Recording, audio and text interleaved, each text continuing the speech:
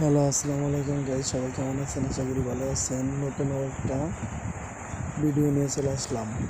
ভিডিওটা আপলোড হবে, এটা হলো এসকে খায়রুল ইসলাম ইউটিউব চ্যানেলে।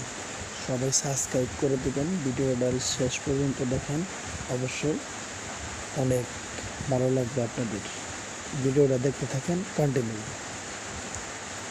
আমি স্যানিটারি কাজ করি। ভিডিও প্রথম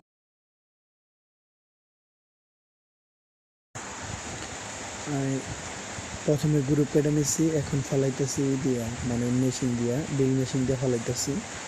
মানে এটা গ্রুপ করতেছি। এই জায়গায় একটা হোল মারবো।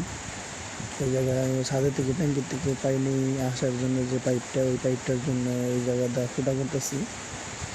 ফুটা করা শেষ হলে অবশ্যই আপনারা দেখতে পারবেন। সব কিছু মিলিয়ে এই স্যানিটারির কাজ সম্পর্কে, স্যানিটারি বা প্লাম্বারের কাজ সম্পর্কে যাদের ধারণা আছে তারা অবশ্যই লাইক, কমেন্ট, শেয়ার করবেন।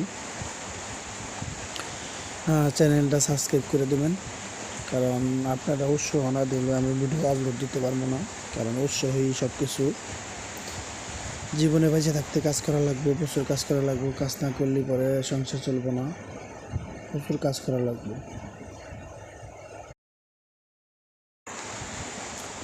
কারণ কাজ গ্রুপ কাটা ভিতরে পড়ায় শেষের দিকে দেখতে পারতেছেন, এনে একটা হোল করার জন্য রাইছি। সব কিছু মিলে অনেক লাগতেছে। এই জায়গায় এখন আমি গ্রুপ কাটা শেষ করে 4 ইঞ্চির কাম করে রেখে দিলাম আর কি। আমার হেল্পারকে বললাম যে না, এটা আগে 4 ইঞ্চির কাম শেষ করে দিই, পরে এটা করলে ভালো হবে। আমি ওরা দিয়ে বললাম যে তাহলে 4 ইঞ্চির জন্য 1 ফুট কোদাল দিয়ে মাটি খেতে লাগবো। আমাদের এই জায়গায় কোদাল ব্যবহার করা হয়, আপনারা জানেন, সবাই জানেন, অবশ্যই কোদাল ব্যবহার করা হয়। সব কিছু মিলে অনেক সুন্দর একটা ওরে বললাম তাড়াতাড়ি করে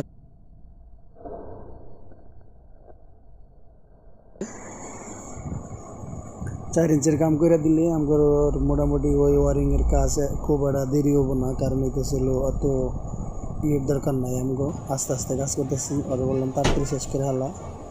এখনও শেষ করা হয় নাই, কারণ শেষ করা হইলে অবশ্যই পাইপের লাইনের কাজ করবো। 4 ইঞ্চির কাজ করতে খুব একটা সময় লাগবো না। আপনাদের মাঝে চ্যানেলটা সাবস্ক্রাইব করে দেবেন। আমার মাড়ি কাটা শেষ। আগে আমরা 100 ফ্রেম দিয়া পাইপ কাটতাম, এখন আর 100 ফ্রেম দিয়ে কাটি না। কারণ এটা ছিল এখন মেশিন দিয়ে কাটি।